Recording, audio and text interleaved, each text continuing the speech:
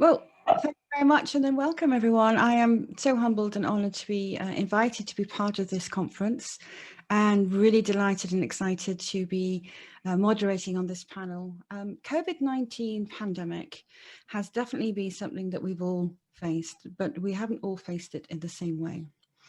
We've witnessed great social, economic, environmental and medical changes. And whilst we've all suffered from the same pandemic, as I say, we haven't all suffered equally. What's been fascinating is seeing how different regions have dealt with the pandemic.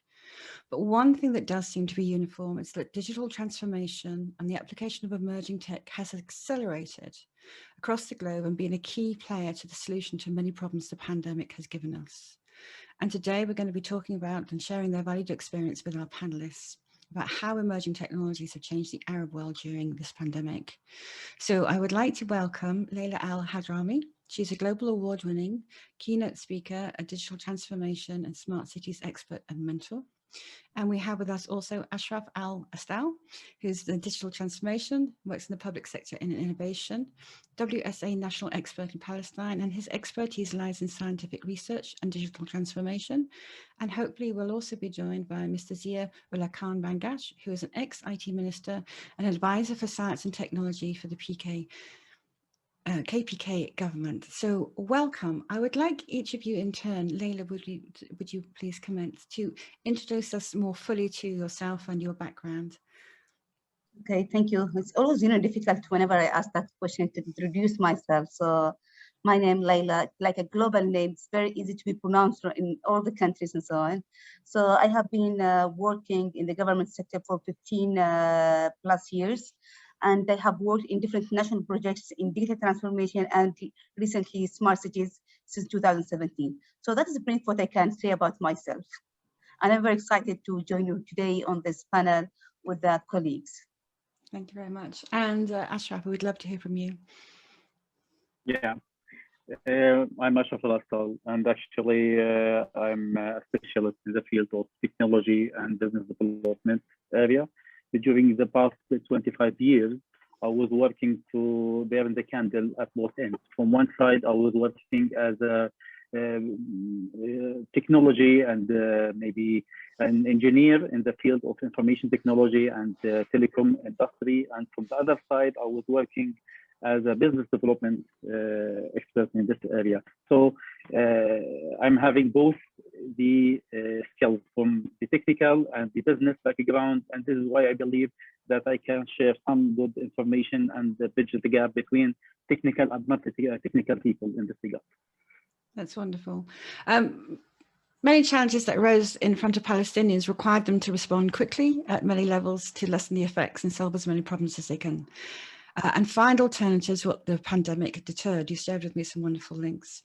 And you responded to the COVID-19 by launching a research project to explore how you can use emerging technologies and suggest a framework that will encourage sustainability in this area. Can you talk a little bit more around that? Because I did read up on it and I find it fascinating. So first of all, how did you recognize the issues and which issues should be addressed? Then if you can walk us through the process that you went through next and part of the research and the conclusions and the outcomes that we're seeing from that. Well, actually, it's very important to start addressing issues related to emerging technology in general. Emerging technology, as everybody knows, it's just a new topic, maybe in the Arab world and maybe in our case here in Palestine, but without having a clear understanding for emerging technology, we won't be able to actually address this area with the very good level of knowledge and experience. So we decided at the first step to start working in the area of scientific research.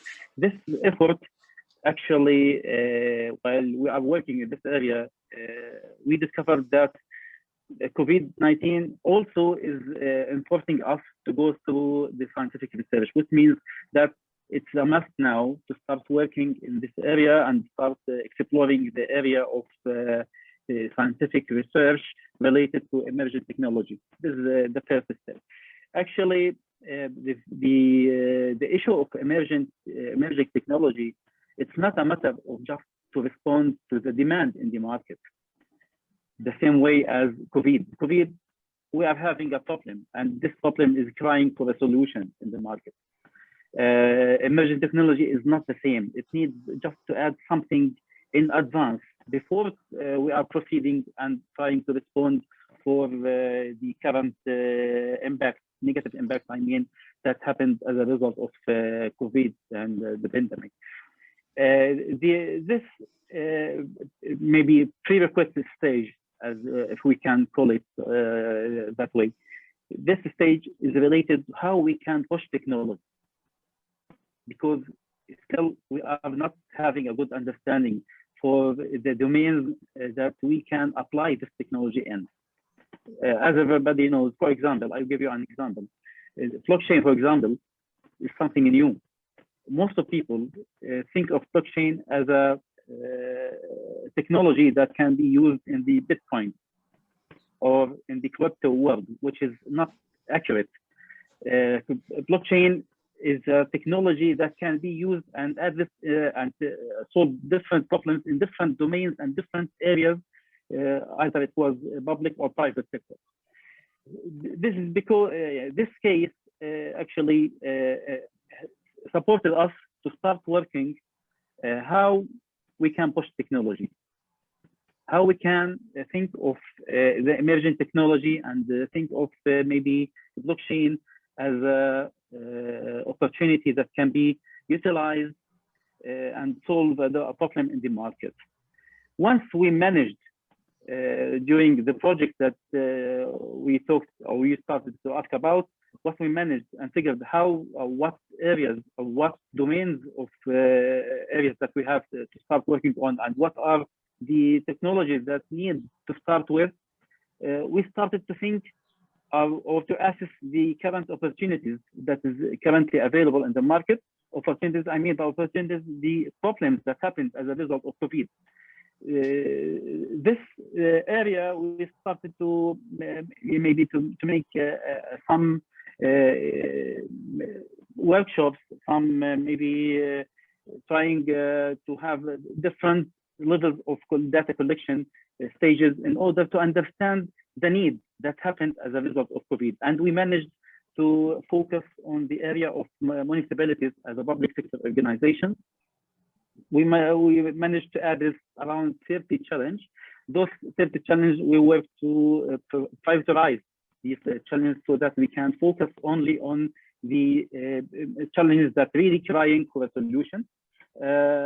After that, we are having a challenge and we are having maybe the technologies that we started to think that these technologies can really support the area that we are looking for. We started to think how to build capacity, because we are not having enough experts in this domain.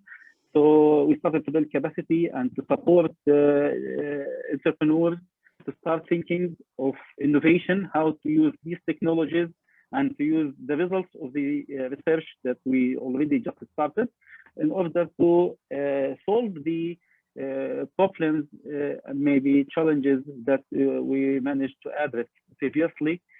This strategy for research supported us to really enter the area of emerging technology.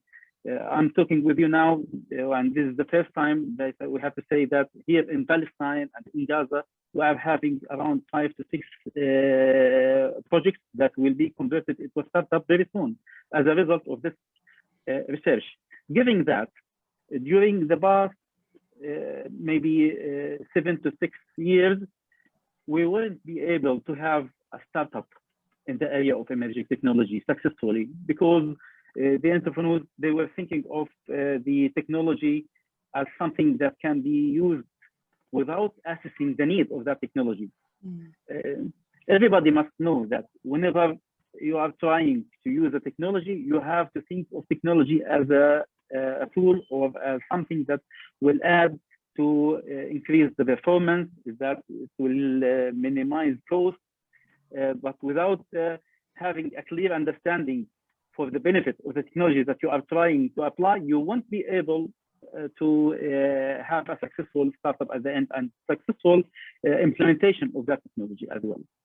So this is very short how we try to think of the concept of pushing technology and responding to the demand in the market as a result of COVID.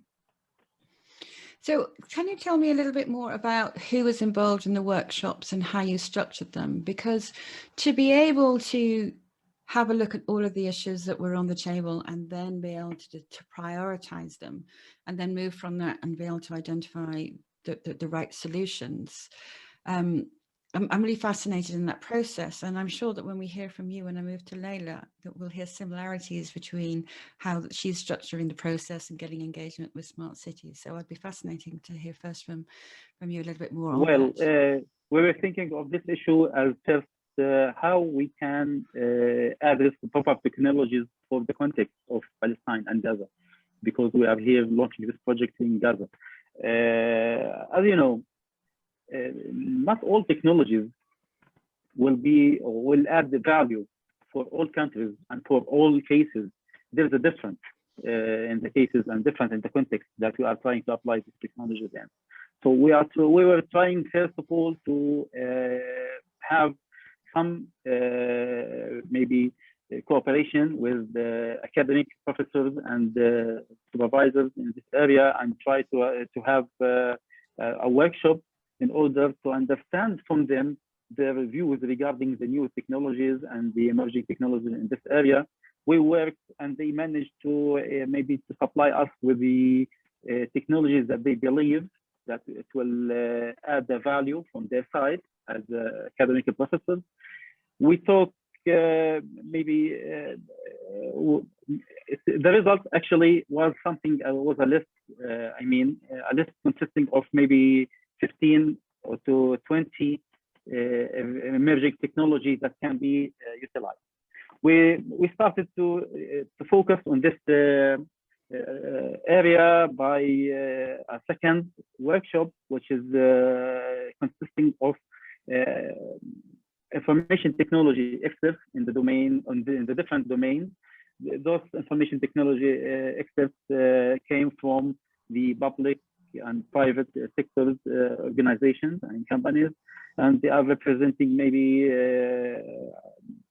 some other areas of interest related to NGO as well, because NGO is the maybe entity that is providing financing for any research project or any project that will be launched.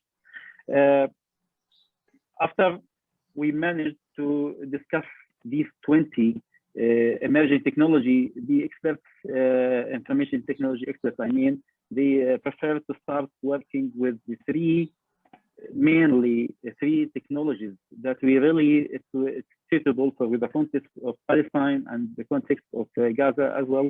These technologies was in order, which is related to blockchain, related to artificial intelligence, and we were thinking of e-commerce as a way to overcome the difficulties related to the current economical situation here in Palestine. So we're preferring to start with these areas. We discovered lately that we are not having enough capacity and we are not having enough experts in this domain. As a result, we started to think how we can build capacity and how we can maybe empower people and empower maybe those who are thinking of establishing a project in this area. We started after launching this training and this training path, we started to trying to understand and trying to address the area of challenges from the municipality side. At the same time, this was on parallel with the process of building the capacity. The result actually yield something around 30 challenge, as I mentioned during the 5 minutes before. As a result of this process, actually, identifying the challenges and trying to figure out the proper technologies that we have to start with, as a result of this, we started to challenge those who managed to pass the training courses in order to provide solutions for these challenges.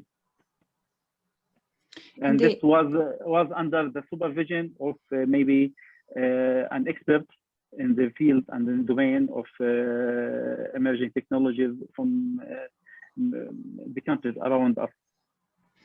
So we've heard from Ashraf about the learning curves that we need to go through, the understanding that there's a lack of knowledge, which is there is everywhere when it comes to emerging technologies, and how the different ecosystems have been pulled together to be able to look to provide solutions.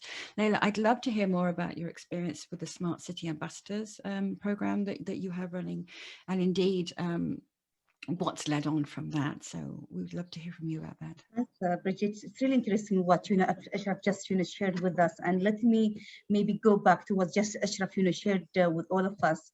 I would really like to mention to you one of the lovely stories that when it comes to the blockchain. So I'm really sorry. Let me first go back to what Ashraf just shared with us, so we could link it together and enjoy this panel discussion. When it comes to blockchain, it started in Oman, as trending technology back to 2017. At that time, everyone started to talk about, as Ashraf said, started to talk about blockchain as Bitcoins. So, we decided, let us focus on this technology, because everyone have a misunderstanding about the use of blockchain as a technology. So we launched Smart City Ambassadors.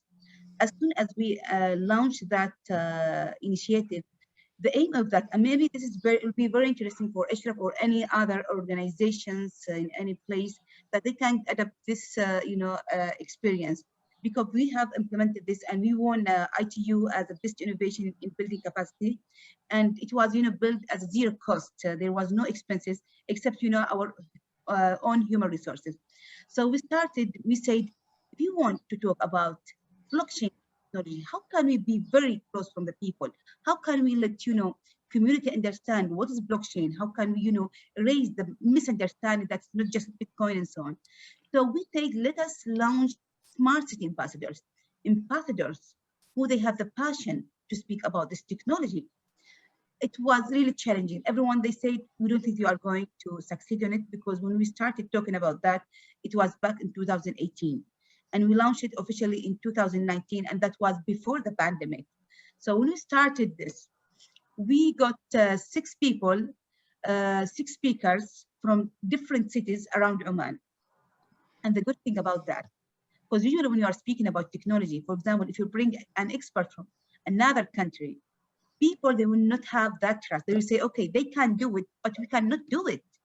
So as soon as we started that program, we have 6 sessions in 3 main cities in Oman, and there was a success, because the speakers, we found out that we have some certified people even in blockchain, because at that time said we don't think that anyone can know more about the blockchain and so on.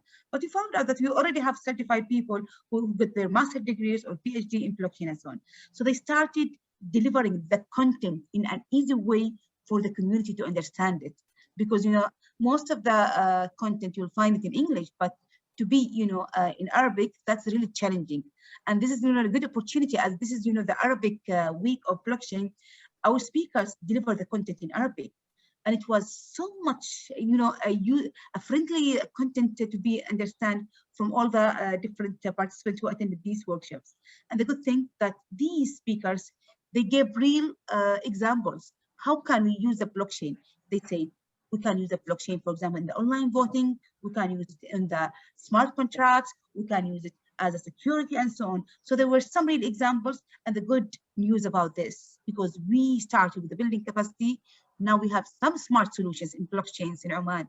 And recently we have launched different solutions when it comes to blockchain and other emerging technologies. So as Ashraf said, we have to keep in the sustainable building capacity, so we can empower people to start speaking about it. Because when they start speaking about it, you make a buzz. You make a buzz with all the community. The community will start speaking. The community will will make a pressure on the organizations, whether they are government, academia, SMEs or private sector. Everyone that will start competing, they say, okay, we have launched our smart solutions when whether it is, in a blockchain or any other emerging technology. So this is one of the good stories that, I like to say it when we started the Smart City Ambassador, and we started with the blockchain because it was trending at that time. And we have to align, and we have to update actually ourselves, because every day we are getting a new technology. If we are not updating ourselves, if we are not educating ourselves, we will be, are not educated. Because in the past, if you are not going to school or university, people, they consider you as not educated person. But nowadays, if you are not updating yourself to the emerging technologies, because you will find the kids, the students at schools are speaking about these technologies, and you say, oh my goodness, what are they speaking about it? And that happened to me, because once it happens, I was listening to a scenario between my sisters who are in school and my cousins, and they were speaking about nanotechnology. At that time in 2016, I didn't know anything about nanotechnology. And I was very innocent to ask the question. I said, what is nanotechnology? I said, you don't know nanotechnology, so you can feel it, that you feel guilty that you don't know about this technology. So we have to update ourselves when it comes to the knowledge and so on. And we cannot progress without the efforts of the academia, because they are going to support us, the one we are working in the government and the private sector. So this is what I can say briefly about the building capacity in general and our smart city ambassadors. So back to you. I think that's really interesting. They both raised 2 points that I think are very important. Is that my understanding is you started talking about the problems and how the technology could be used for the solution. So people are already engaged in the problems that affect them on a day-to-day basis. And then that drives the interest to be able to learn about what that technology is and how it can make a better solution than anything else that we've got out there. So it's really interesting the two of you have come from that point. And that's very much my point as well. I was drawn into, so I didn't introduce myself. I'm Bridget Greenwood, but I'm the founder of The Bigger Pie. And The Bigger Pie is a global community supporting women in blockchain and in emerging technology. When it came, I was introduced to blockchain through Bitcoin in 2017. And then I had a look around when I was working in the space and saw these amazing women, this amazing potential for technology. And if we're going to have people providing solutions that are global solutions, we need everyone sat at the design, development and deployment table. That includes across all genders, across all regions, across all sectors. So it's really fascinating for me hearing that, we all want to make sure that as many people as possible can be engaged with these.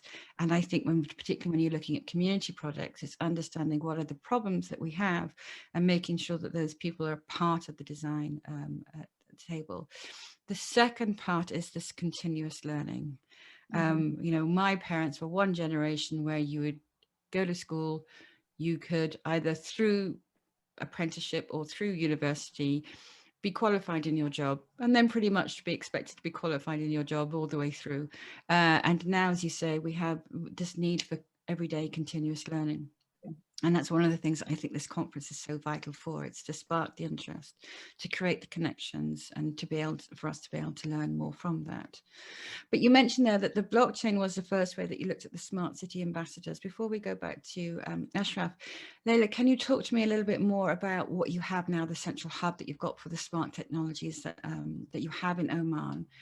And as well as talking about that, please include how you continue to make sure that your citizens of Oman are included in the smart city process. Okay, this is a very interesting topic. And, when we started the smart city project in Oman, it was a strategic program. It was based on a knowledge platform.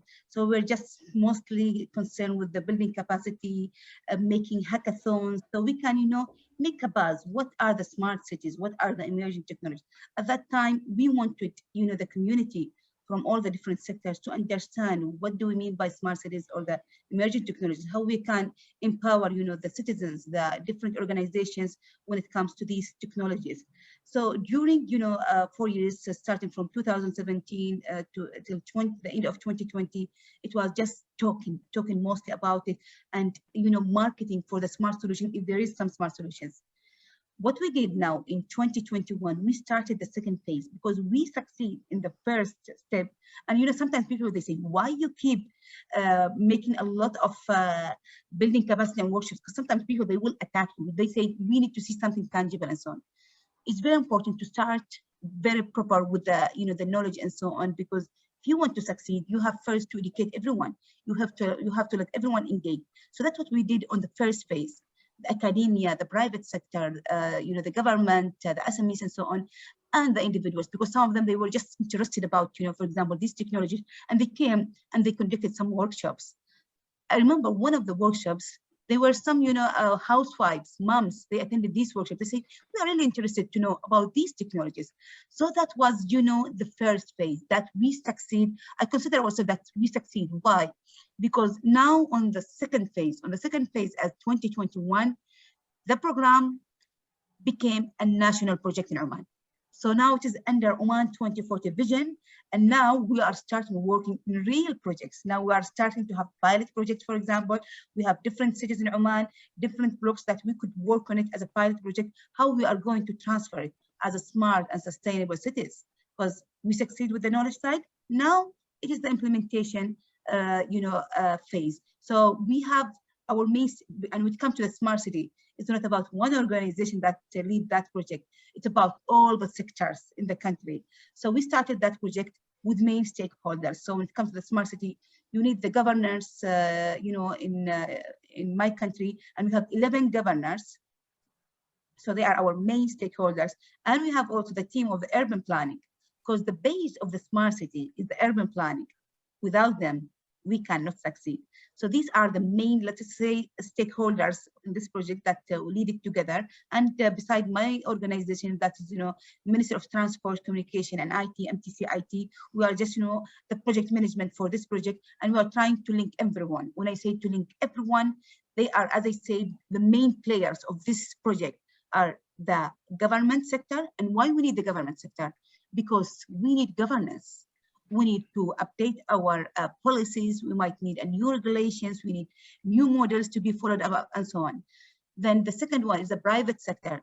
Why we need the private sector? Because the smart cities cannot work with the services of the private sector, and the private sector, they will need also the government sector. So it is, you can see it's an integrated cycle between all the smart stakeholders in the smart ecosystem. And thirdly will be the academic sector. Why? Because they are the one who are making sustainable improvements in searching for what is the best technology that we could work on it.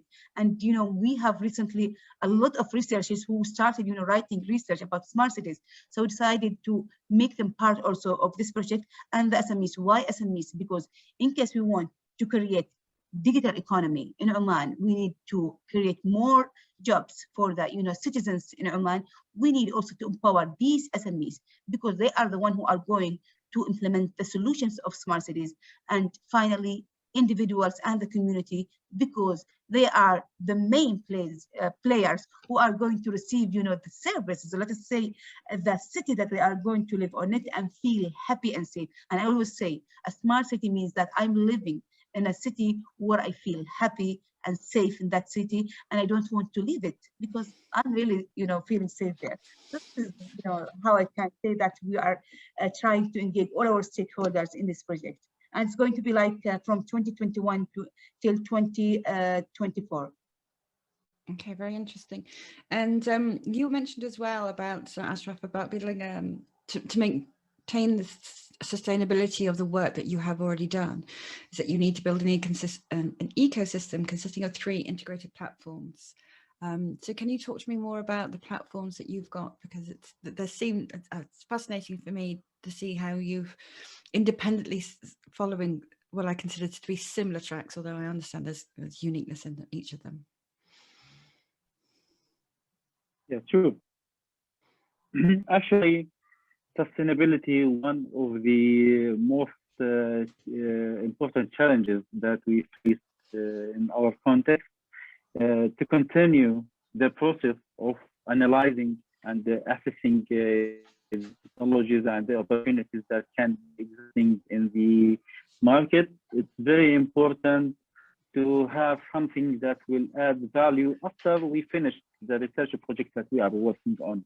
We were thinking how we can make sure that after completing the project that that we are working on, the process will continue seamlessly without any maybe integration from any other part or any support of any other part.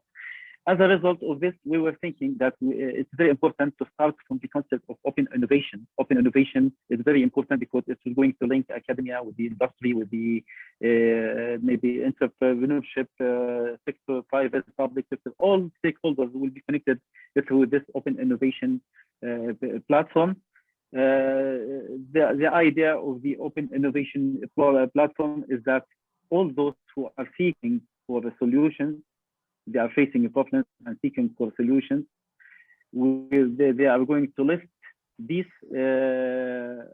challenges on a platform, and all those can provide a solution.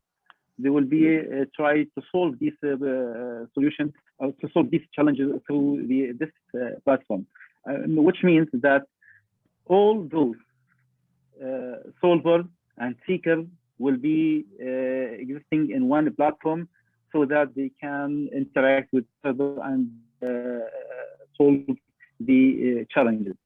This is the first platform which is related how we can bridge the gap between solvers and seekers. We noticed, as we mentioned, that not all solvers have the capacity. Some of them is having maybe specific knowledge and maybe specific maybe expertise in specific area of interest, but still we are having some fragments here or there. As a result, we started to think that we need to build a platform that will support the first one, which is that can bridge the gap between startups and those candidates that have the expertise to share with you. This is the second platform. And the third one, we decided to build a platform that provides an opportunity for all startups that manage to build a solution so that they can list their let us say, digital products on a marketplace so that we can try to market that marketplace for the outside world. And we are going to have a cycle in this way that will continue as a sustainable process after completing our project. The first platform will work as a bridge the gap between those who are seeking a challenge and those who can provide a solution.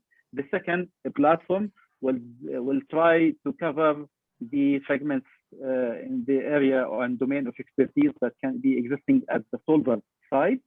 And the third platform, it will provide an opportunity to market the digital products that can be achieved through the collaboration and cooperation between solvers and seekers at the same time.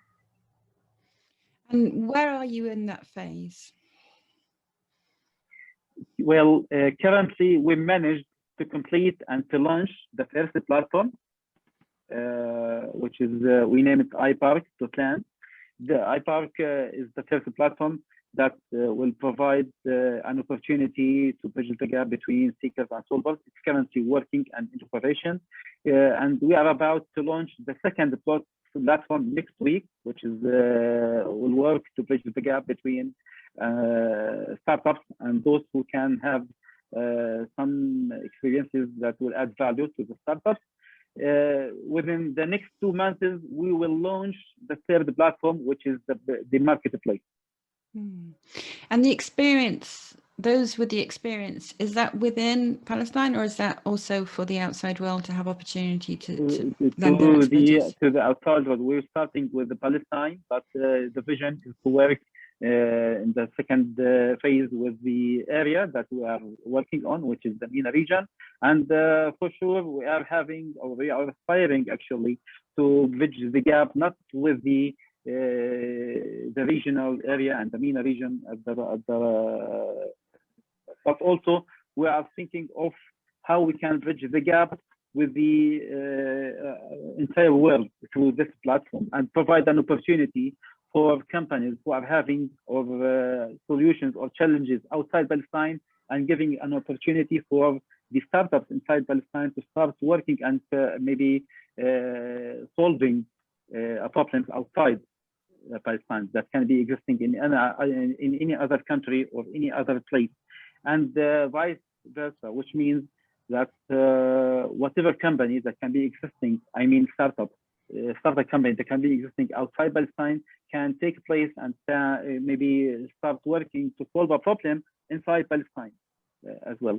We believe that this way of operation will help us to bridge the gap of knowledge and will provide some sort of sustainability and to maybe empower each other. We believe that we need to learn from the others, and the others need to learn from us in order to continue the process without having any interaction from any other party, as to ensure sustainability in this regard.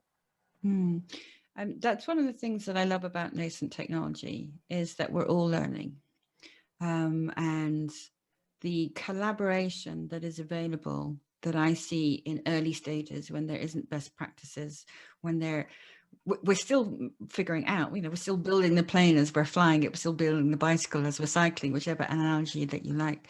And so I definitely see that there's the opportunity to be able to hone in to understand particularly the expertise that you're building within your community, your sector, and your world, whatever that means to whatever that person is, and then being able to branch out, because the problems that are being solved in the different sectors around the globe have commonalities, and some people are managing to do that really well, and other people can learn from those experiences, and vice versa with other problems. It was really interesting that you shared with me, Laila, the future opportunities for artificial intelligence applications and advanced technologies in the Sultanate of Oman. And there were 4 areas that I thought were really interesting, and I wondered if you maybe could sort of touch on. It's enhancing the productivity of the sectors targeted for economic diversification, the development of human capabilities in AI, accelerating the adoption of the technologies, and then the governance of the application of these AI and advanced technologies. So it's really thinking about, as I understood when I was reading it, it's about, you spoke just about, the short term and what you've done since 2017 to 2021 and what the vision is for 2024. But obviously these technologies are going to be part of our lives, and other technologies that we haven't even imagined yet. So could you share a little bit more about how Oman is looking at doing this on a longer term scale? Okay. This is a really interesting question to talk about it. And I also forget to introduce myself, as I'm also a member of the National Program for AI and Advanced Technologies in MTCIT. This is one of the recent new, creative programs in Oman, as respond, to what happened recently in the pandemic, because, there's like more requests, more demands for the emerging technology, so it can make our life easy. Because now all of us who are working from home. So, because in the past, we used just to go to the office. You could rarely hear about organizations working from home. So because of that, there was acceleration when it comes to the digital transformation, and how can we really support, the community, Oman? How can we support Oman in general? So that's why we became a need to have a national program for AI. And the main responsibility of this, program is to have a national strategy in AI, because we have different initiatives. We have government who are working, for example, in improving their services when it comes to the AI. We have also the ethics of the AI and so on. We have also the private sector, the SMEs and the academia and so on. So we are trying to work with all of these different sectors closely, so we can also not just trying to empower them, but also to facilitate it, because sometimes they might have some challenges in implementing some of these solutions. So our role came here is to try to make it much easier, or let's just say empower them, so we can accelerate these emerging technologies. And recently we tried to have some pilot projects in some smart cities in Oman. So because if you're going to have a smart city pilot project, it will be easy for you to implement these solutions So we have now different projects working on it, so we can have, you know, a concept of proof that we are going to implement these solutions in these areas.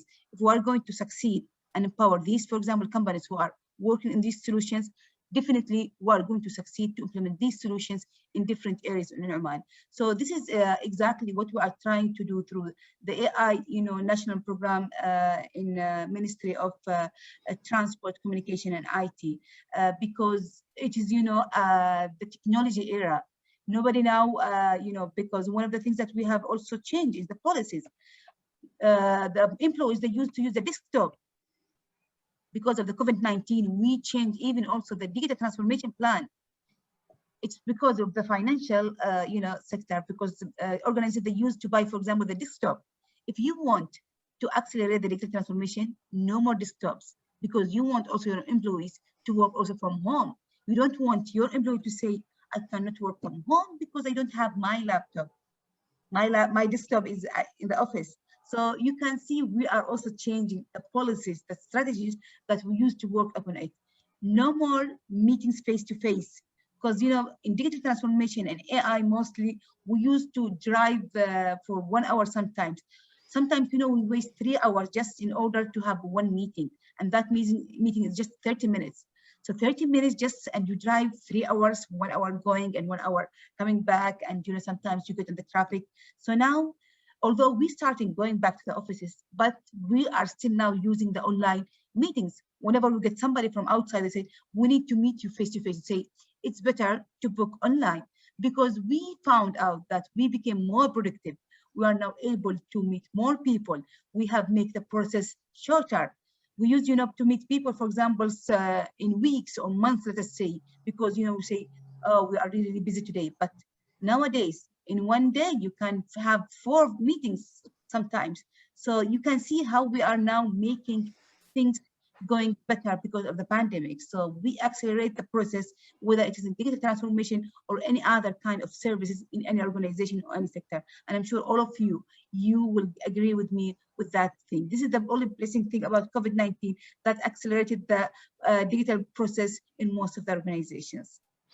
Yes, I was speaking with someone from a university, and they said, and this was at the end of last year, so we've had another 6 months of working from home and things like that, is that the COVID-19 had accelerated digital transformation in education and universities by up to 20 years. Just because things that people thought had to be done in a certain way, when everyone has to change at the same time, it's amazing what can be achieved. So even the behaviors of all the people, it changed, you know, because, you know, when it comes to the behaviors, you know, some people, they never use the technology. For example, some people, they resist even having a mobile, for example. They say, we cannot use a mobile. We need to live our life without technology. But now even the elder people, they have now a mobile, because all the services now in the mobile apps. So more mobile apps have occurred, whether they are, you know, government mobile apps, or let us say the shopping, the medical apps and so on. So we have now most of the services in our mobile apps. So the behaviors changed and affected our lives, and it makes it, you know, easy for us. And even when it comes to the education, we use, you know, when it comes to the e-learning, the e-learning is there since, you know, the era of internet started in 2000 and 2004, mostly, let us say. But people, they just started using the online platforms when the pandemic started. So we have a lot of online platforms, but people, they never used it in the past. But because of COVID-19, now everyone, they have to use it. So it became like a shock, and they have to change so they can adapt and survive. Indeed. Ashraf, I see you nodding there. It'd be lovely to hear your experiences from how you've seen that change within Palestine and your areas. You're on mute, I think. Yeah, actually, in Palestine, as maybe Laila mentioned, everybody tries to overcome maybe the difficulties that we are facing. It's very important to be there. For example, in the education sector, this is the third semester for me as a lecturer in the university, and I never saw my students till now. So we are communicating with each other through registered lectures, and we are trying to communicate through some other platforms. Usually, we were not thinking of using those platforms as model, and also we try to be a little bit creative and to build our own communication through another platform that will help us to interact with each other. From the other hand, this meeting that we are attending today is as a result of COVID-19. As everybody knows,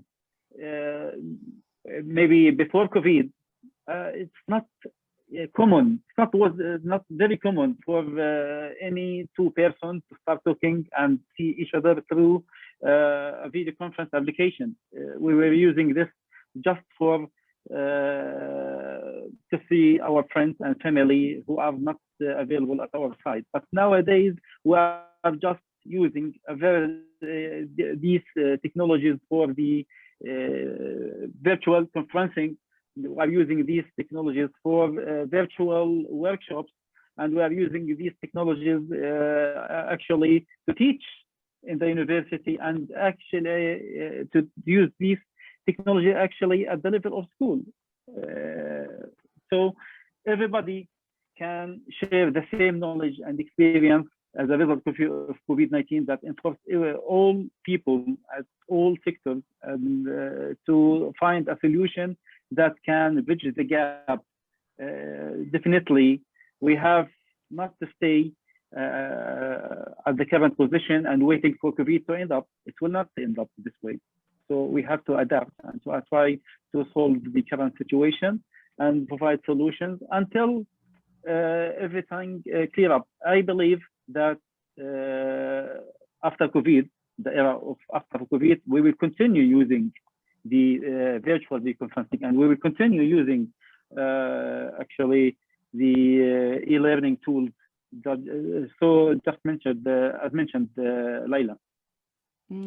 I think they're all valid points, and I think it's really interesting. I remember having a lot of gratitude for having the pandemic when we do now, because we had the technology to be able to reach out, to be able to be entertained, to be able to be inspired, to be able to be educated, you know. And if we were forced in our homes without that, I do wonder what that might look like. But it also brings up other challenges, because then it makes it very clear about the digital divide.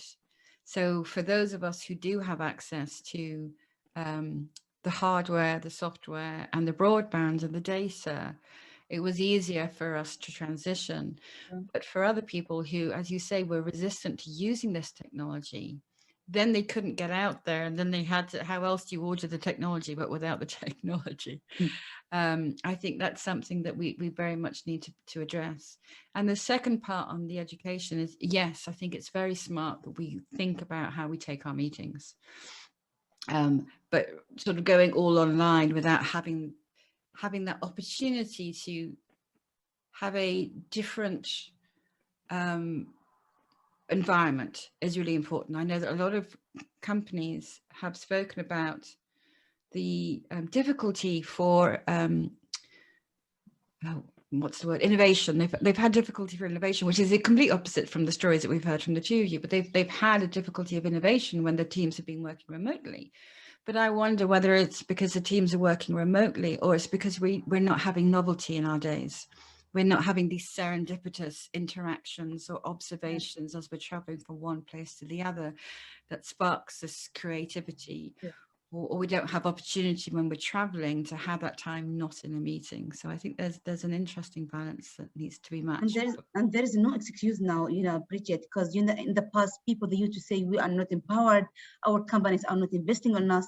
Nowadays, there's no excuse. Everyone can learn, everyone can exchange experience. And this is a proof that me and you and Ashraf, we are e-meeting, all of us, and everyone is listening to us. So now, no need to travel, no need to, you know, pay a lot of money just in order to learn the experience of other countries. Now it is very flexible. You can be innovative as much as you can, because you are, you know, giving the chance to communicate with anyone from different countries around the world in your specialization. So every time I'm telling everyone, it is you who are going to invest in yourself. Don't wait others. no excuse. All of us who are now using the internet, and the education is free. You can use it and learn. Don't wait other. Yes, and learning in a shared environment as well. So which is why it's really interesting that both of you have platforms that are able to connect your citizens, your governments, your private sectors and your education together so that they can have that community. We've got a few minutes left to sort of bring this fantastic panel to a conclusion. Can you each share what you're most excited about looking over the next 3 years, for example? I wouldn't say 5 years because we could never sort of foresee what's happened over the last 5 years. And then for anyone who's listening and learning, how would you encourage them to get more involved? Well, actually, from my point of view, I believe that we will continue using the technology even after COVID. The era after COVID just will end very soon, hopefully. But being able to use technology was one of the maybe consequences that will result from this maybe pandemic. People started to know that there is a technology. People started to know that there is something that makes the life more easier. And also people started to think how they can work from home as well. Maybe some reports, as maybe, I don't know if you have an access, some reports started to talk about that some companies believe that they are some employees can work from home because they are looking for how to minimize the cost of this work. So there will be no need for an office to start working from. All work you need is your computer and a link with the internet, and that's it. You are going to do the job wherever you are and wherever you go.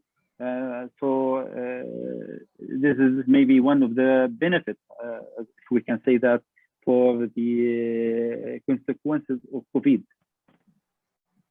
Absolutely. And for anyone listening who might be starting their journey into these emerging technologies, what advice would you give to them? Is there anything practical that you could suggest that they do?